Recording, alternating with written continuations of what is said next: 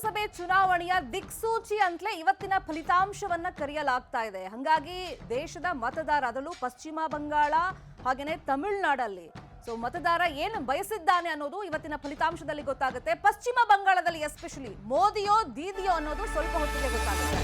ಇನ್ನು ದ್ರಾವಿಡ ರಾಜ್ಯಕ್ಕೆ ಮಹಾರಾಜ ಯಾರಾಗ್ತಾರೆ, ದೇವರ ನಾಡಿನಲ್ಲಿ ದೊರೆ ಯಾರಾಗ್ತಾರೆ, ಅಸ್ಸಾಂ ಪುದುಚೇರಿಯಲ್ಲಿ ಗೆದ್ದು ಬೀಗೋದು ಯಾರು? ಬೈ ಎಲೆಕ್ಷನ್ ರಿಸಲ್ಟ್ ಕುತೂಹಲ ಕೆಡೆ ಮಾಡಿಕೊಟ್ಟಿದೆ. ಯಾರಿಗೆ ಜಯ ಸಿಗುತ್ತೆ ಅಂತ ಆಡಳಿತಾರೂಢ ಕಾಂಗ್ರೆಸ್ ಎರಡು ಕ್ಷೇತ್ರವನ್ನ ಗೆದ್ದು ಬೀಗ್ತೀವಿ ಅಂತ ಹೇಳ್ತಾ ಇದ್ರೆ, ಮುಖಭಂಗ ಮಾಡ್ತೀವಿ ಅಂತ ಬಿಜೆಪಿ ಹೋರಾಟ ಮಾಡ್ತಾ ಇರುವಂಥದ್ದು. ಯಾಕೆಂದ್ರೆ ಸ್ಪೆಷಲಿ ದಾವಣಗೆರೆ ದಕ್ಷಿಣದಲ್ಲಿ ಮುಸ್ಲಿಂ ವಿಚಾರಕ್ಕೆ ಸಂಬಂಧಪಟ್ಟಂತೆ ಏನೇನೆಲ್ಲ ಹೈಡ್ರಾಮಗಳಾಗಿದೆ ಎಲ್ಲರೂ ನೋಡಿದ್ದಾರೆ. ಪಕ್ಷ ವಿರೋಧಿ ಚಟುವಟಿಕೆ ಅಂತ ಹೇಳಿ ಜಮೀರ್ ಟೀಮ್ ಅನ್ನ ಟಾರ್ಗೆಟ್ ಮಾಡಲಾಗಿತ್ತು. ಒಂದು ವೇಳೆ ಗೆದ್ರೆ ಯಾರು ಕ್ರೆಡಿಟ್ ತಗೊಳ್ತಾರೆ, ಸೋತ್ರೆ ಆ ಹೊಣೆಯನ್ನ ಯಾರಿಗೆ ಹೊರಿಸಲಾಗುತ್ತೆ ಅಂತ ಹೇಳಿ ಕುತೂಹಲ ಇದೆ. ಆ ಫಲಿತಾಂಶದ ಮೇಲೆ ನಾನಾ ವಿಶ್ಲೇಷಣೆಗಳು ರಾಜಕೀಯವಾಗಿ ನಡೀತಾ ಹೋಗುತ್ತೆ. ಇನ್ನೊಂದ್ ಕಡೆ ಬಿಜೆಪಿಗೂ ಈ ಗೆಲುವು ಅನಿವಾರ್ಯವಾಗಿದೆ. ನಮ್ಮ ರಾಜ್ಯದಲ್ಲಿ ಯಾವ ರಾಜ್ಯದಲ್ಲಿ ಯಾರು ಅಧಿಕಾರವನ್ನ ಉಳಿಸ್ಕೊಳ್ತಾರೆ ಅನ್ನುವಂಥದ್ದು ಮತ್ತೊಂದು ಕುತೂಹಲ. ಯಾವಾಗಲೂ ಕೂಡ ವೆಸ್ಟ್ ಬೆಂಗಾಲ್ ಅತಿ ದೊಡ್ಡ ರಾಜ್ಯ ಆಗಿರುವಂತ ಹಿನ್ನೆಲೆಯಲ್ಲಿ ಸಹಜವಾಗಿ ಈ ಬಾರಿ ಅಂತೂ ದೊಡ್ಡ ಮಟ್ಟದಲ್ಲಿ ಫೈಟ್ ಇದೆ. ನರೇಂದ್ರ ಮೋದಿ ಅವರು ಅಬ್ಬರದ ಪ್ರಚಾರವನ್ನ ಮಾಡಿದ್ದಾರೆ. ಫಸ್ಟ್ ಫೇಸ್ ಅಲ್ಲಂತೂ ಅಮಿತ್ ಶಾ ಅವರು 15 ದಿನ ಅಲ್ಲೇ ಠಿಕಾಣಿ ಹೂಡಿ ಪ್ರಚಾರದ ನೇತೃತ್ವವನ್ನು ವಹಿಸಿಕೊಂಡಿದ್ರು. ತಮ್ಮ ಅಭ್ಯರ್ಥಿಗಳನ್ನ ಗೆಲ್ಲಿಸಿಕೊಳ್ಳುವಂತ ನಿಟ್ಟಿನಲ್ಲಿ ಅದೆಲ್ಲವೂ ಕೂಡ ಎಷ್ಟು ಮಟ್ಟಿಗೆ ಪರಿಣಾಮಕಾರಿಯಾಗಿ ಪರಿಣಾಮ ಬಿದ್ದು ಮಮತಾ ಬ್ಯಾನರ್ಜಿಯನ್ನ ಸೋಲಿಸುವಂತ ನಿಟ್ಟಿನಲ್ಲಿ ಯಶಸ್ವಿ ಆಗ್ತಾರೆ ಅನ್ನುವಂಥದ್ದನ್ನ ಕಾದ್ ನೋಡ್ಬೇಕಾಗಿದೆ. ನೇರ ನಿಖರ ಸ್ಪಷ್ಟ ಫಲಿತಾಂಶ ನಿಮ್ಮ ನ್ಯೂಸ್ 18 ನಲ್ಲಿ ನಾವು ತೋರಿಸ್ತಾ ಹೋಗ್ತೀವಿ. ಈ ಸಲನೂ ರಕ್ತಸಿಕ್ತ ಚುನಾವಣೆನೇ ಅಲ್ಲಿ ನಡೆದಿದ್ದು.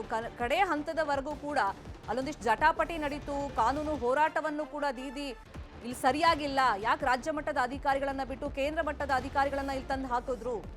ಇಲ್ಲಿ ಆಕ್ಚುಲಿ ಕಳೆದ ಬಾರಿ 2021ರಲ್ಲಿ ಶರ್ಮಿತಾ ಅಲ್ಲಿ ಮಮತಾ ಸೆಂಟ್ರಿಕ್ ಆಗಿ ನಡೆದಿದ್ದಂತ ಚುನಾವಣೆ. ಮೇನ್ ಟಾರ್ಗೆಟ್ ಇದ್ದಿದ್ದು ಬಿಜೆಪಿಗೆ ಮಮತಾ ಬಿಟ್ರೆ ಬೇರೆ ಇನ್ಯಾವ ವಿಚಾರಗಳನ್ನ ಪ್ರಸ್ತಾಪ ಮಾಡ್ತಾ ಇರಲಿಲ್ಲ. ಬಟ್ ಈ ಬಾರಿ ಮಮತಾ ಹೊರತಾಗಿ ಇದು ಗೂಂಡಾ ರಾಜ್ಯ ಆಗ್ತಾ ಇದೆ ಅನ್ನುವಂತ ಆರೋಪ ಮಾಡ್ತಾ ಇದ್ರು. ಮತ್ತು ಒಂದ್ ಕಡೆ ಅಕ್ರಮ ವಲಸಿಗರು ಬರ್ತಾ ಇದ್ದಾರೆ ಅಂತ ಹೇಳ್ತಾ ಇದ್ರು. SIR ಅನ್ನ ಪರಿಣಾಮಕಾರಿಯಾಗಿ ಜಾರಿಗೆ ತರಲಾಗಿರುವಂಥದ್ದು. ಅದರ ಜೊತೆಗೆ ಮಹಿಳಾ ದೌರ್ಜನ್ಯ ಪ್ರಕರಣ ನೋಡಿದ್ವಿ. Specially RG Kar rape and murder case ಆಗಿರ್ಬೋದು, ಅದರ ಜೊತೆಗೆ ಸಂದೇಶ್ ಖಾಲಿ ಪ್ರಕರಣಗಳಾಗಿರ್ಬೋದು, ಇವೆಲ್ಲವೂ ಕೂಡ ದೊಡ್ಡ ಮಟ್ಟದಲ್ಲಿ ಸದ್ದು ಮಾಡಿದ್ದಂಥ ಹಿನ್ನೆಲೆಯಲ್ಲಿ ಮಮತಾ ಹೊರತಾಗಿಯೂ ಕೂಡ ಕೆಲವೊಂದು ಪ್ರಮುಖ ವಿಚಾರಗಳನ್ನ ಪ್ರಸ್ತಾಪ ಮಾಡಿತ್ತು ಬಿಜೆಪಿ. ಅದೆಷ್ಟು ಮಟ್ಟಿಗೆ ಕೈ ಹಿಡಿಯುತ್ತೆ ಅಂತ ನೀವು ನೋಡಿ. ಇಲ್ಲಿ ಒನ್ ಮ್ಯಾನ್ ಆರ್ಮಿ ತರ ಮಮತಾ ಬ್ಯಾನರ್ಜಿ ಅವರು ಹೋರಾಟವನ್ನ ಮಾಡಿದ್ದು. ಕೇಂದ್ರ ಸರ್ಕಾರ, ಇಡೀ ಕೇಂದ್ರ ಸರ್ಕಾರ ಅಲ್ಲಿತ್ತು. ಕೇಂದ್ರ ಸರ್ಕಾರವನ್ನ ಎದುರಾಕೊಂಡಿದ್ರು, ಮೋದಿ ಅವರನ್ನ ಎದುರಾಕೊಂಡಿರುವಂಥದ್ದು, ಚುನಾವಣಾ ಆಯೋಗವನ್ನ ಎದುರಾಕೊಂಡಿದ್ರು.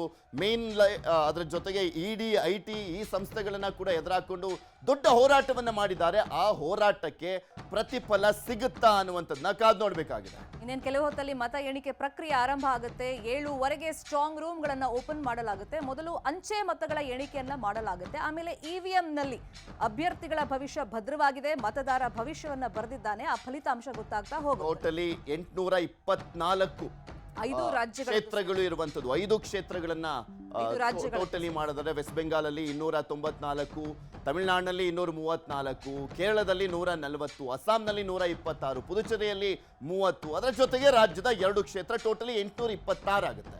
ಪಶ್ಚಿಮ ಬಂಗಾಳದಲ್ಲಿ ಅಧಿಕಾರದ ಗದ್ದುಗೆ ಯಾರು ಹಿಡಿತಾರೆ ಅನ್ನುವಂತ ಕುತೂಹಲ ಇಡೀ ದೇಶದ ಕುತೂಹಲ ಇರುವಂತದ್ದು. ಯಾಕೆಂದ್ರೆ ಆಲ್ಮೋಸ್ಟ್ ನರೇಂದ್ರ ಮೋದಿ ಅವರ ವಿರುದ್ಧ ಯಾರೆಲ್ಲ ತೊಡೆಯನ್ನ ತಟ್ಟಿದ್ರು ಅವರು ಒಂದು ನರೇಂದ್ರ ಮೋದಿ ಅವರ ಜೊತೆ NDA ನಲ್ಲಿ ಗುರುತಿಸಿಕೊಂಡಿದ್ದಾರೆ, ಇಲ್ಲ ಅಂದ್ರೆ ಅಧಿಕಾರದಿಂದ ದೂರ ಇರುವಂತ ನೋಡ್ತಾ ಇದ್ದಾರೆ. ಮೇನ್ ಆಗಿ ಈಗ ನರೇಂದ್ರ ಮೋದಿ ಅವರಿಗೆ ಟಕ್ಕರನ್ನ ಕೊಡ್ತಾ ಇರುವಂತ ಪ್ರಮುಖ ಇಬ್ಬರು ನಾಯಕರು ಕಾಂಗ್ರೆಸ್ ಹೊರತಾಗಿ ನಾವು ನೋಡೋದಾದ್ರೆ ಒಂದು ಮಮತಾ ಬ್ಯಾನರ್ಜಿ, ಮತ್ತೊಬ್ರು ಸ್ಟಾಲಿನ್. ಸೊ ಹೀಗಾಗಿ ಇವರಿಬ್ರು ಅಧಿಕಾರವನ್ನ ಉಳಿಸ್ಕೊಳ್ತಾರಾ, ಕಮಾಲ್ ಮಾಡ್ತಾರಾ ನರೇಂದ್ರ ಮೋದಿ? ದೀದಿ ಕೋಟೆಯನ್ನ ಛಿದ್ರ ಮಾಡುತ್ತಾ ಬಿಜೆಪಿ? ಆಡಳಿತ ವಿರೋಧಿ ಅಲೆ ಮೆಟ್ಟಿ ನಿಲ್ತಾರಾ ದೀದಿ ಅನ್ನುವಂಥದ್ದನ್ನ ಕಾದ್ ನೋಡ್ಬೇಕಾಗಿದೆ. ಯಾಕೆಂದ್ರೆ 2011ರಿಂದ ಅಧಿಕಾರದಲ್ಲಿದ್ದಾರೆ. 15 ವರ್ಷಗಳ ಒಂದು ದೀರ್ಘ ಅಧಿಕಾರವನ್ನ ನಡೆಸಿರುವಂಥದ್ದು ಮಮತಾ ಬ್ಯಾನರ್ಜಿ.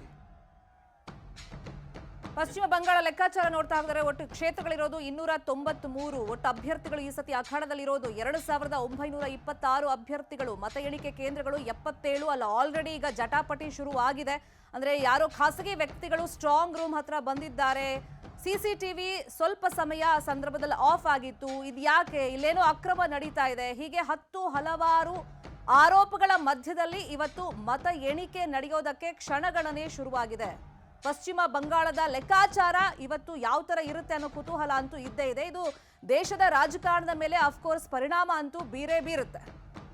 ಇಲ್ಲಿ ವೆಸ್ಟ್ ಬೆಂಗಾಲ್ ನಾವು ಆವಾಗ್ಲಿಂದ ಹೇಳ್ತಾ ಇದ್ವಿ, ಇಡೀ ರಾಷ್ಟ್ರದ ಕುತೂಹಲ ಕೆಡೆ ಮಾಡಿಕೊಟ್ಟಿರುವಂಥ ಚುನಾವಣೆ ಇದು. ಆಲ್ಮೋಸ್ಟ್ 34 ವರ್ಷಗಳ ಕಾಲ CPIM ಅಲ್ಲಿ ಅಧಿಕಾರವನ್ನು ನಡೆಸಿತ್ತು. ತದನಂತರ ಮಮತಾ ಬ್ಯಾನರ್ಜಿ ಅವರು 15 ವರ್ಷಗಳ ಕಾಲ CM ಆಗಿದ್ದಾರೆ. ಈ ಬಾರಿ ಒಂದು ದೊಡ್ಡ ಬದಲಾವಣೆ ಆಗುತ್ತೆ ಅನ್ನುವಂಥ ನಿರೀಕ್ಷೆಯನ್ನ BJP ಇಟ್ಕೊಂಡಿದೆ. ಆದರೆ ವೆಸ್ಟ್ ಬೆಂಗಾಲ್ ಅಂತ ನಾವು ತೆಗೆದುಕೊಂಡಂಥ ಸಂದರ್ಭದಲ್ಲಿ, ಸ್ಪೆಷಲಿ ವೆಸ್ಟ್ ಬೆಂಗಾಲ್ ಆಗಲಿ, ತಮಿಳುನಾಡಾಗಲಿ, ಮಹಾರಾಷ್ಟ್ರ ಆಗಲಿ, ಪಂಜಾಬ್ ಆಗಲಿ, ಅಲ್ಲಿ ಐಡಿಯಾಲಜಿ, ಧರ್ಮ ಇದರ ಆಧಾರದ ಮೇಲೆ, ಜಾತಿಗಳ ಲೆಕ್ಕಾಚಾರದ ಆಧಾರದ ಮೇಲೆ ಪ್ರಮುಖವಾಗಿ ಚುನಾವಣೆ ನಡೆಯುವಂಥದ್ದು.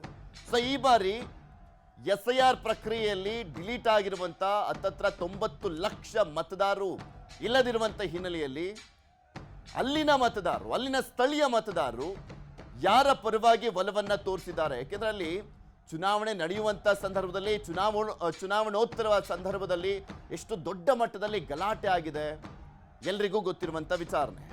ಒಂದು ವಿಷಯ ಈಗ ಹೇಳಿದ್ರಿ ಪೃಥ್ವಿ, ನೀವು ಪ್ರಸ್ತಾಪ ಮಾಡ್ತಾ ಇದ್ರಿ SIR ನಲ್ಲಿ, ಅಂದ್ರೆ ಮತದಾರ ಪಟ್ಟಿ ಪರಿಷ್ಕರಣೆ ಸಂದರ್ಭದಲ್ಲಿ ಹೈಯೆಸ್ಟ್ ಅಲ್ಲಿ ಕೈ ಬಿಡಲಾಗಿದೆ ಆ ಮತದಾರರ ಪಟ್ಟಿಯನ್ನ, ಅಲ್ಲಿ ಲಿಸ್ಟ್ ಅನ್ನ ನಾವು ನೋಡ್ತಾ ಹೋಗೋದು. ಮತದಾರರ ಅಕ್ರಮ ವಲಸಿಗರು, ಎಷ್ಟೋ ಜನ ಸಾವನ್ನಪ್ಪಿರುವಂತವರು, ಇನ್ನು ಎಷ್ಟೋ ಜನ ಬೇರೆ ಬೇರೆ ರಾಜ್ಯದಲ್ಲಿ ವೋಟರ್ಸ್ ಇರುವಂತವರು. ಸೊ ಅದೆಲ್ಲವನ್ನು ಲೆಕ್ಕ ಹಾಕಿದ್ರೆ ಹೈಯೆಸ್ಟ್ ಪರ್ಸೆಂಟೇಜ್ ಆಫ್ ವೋಟಿಂಗ್ ಅನ್ನ ನಾವು ನೋಡ್ತಾ ಹೋದ್ರೆ ಅದು ಕೂಡ ಅಲ್ಲೇ ಆಗಿರೋದು. ಹತ್ತತ್ರ ನೀವು ಈ ಒಂದು 25-30 ವರ್ಷ, ಈ ಒಂದು 3-4 ದಶಕದಲ್ಲಿ ಲೆಕ್ಕ ಹಾಕೊಂಡ್ರೆ ಇದು ನಮ್ಮ ದೇಶದಲ್ಲಿ ಹೈಯೆಸ್ಟ್ ವೋಟಿಂಗ್ ಆಗಿರುವಂಥದ್ದು. 92%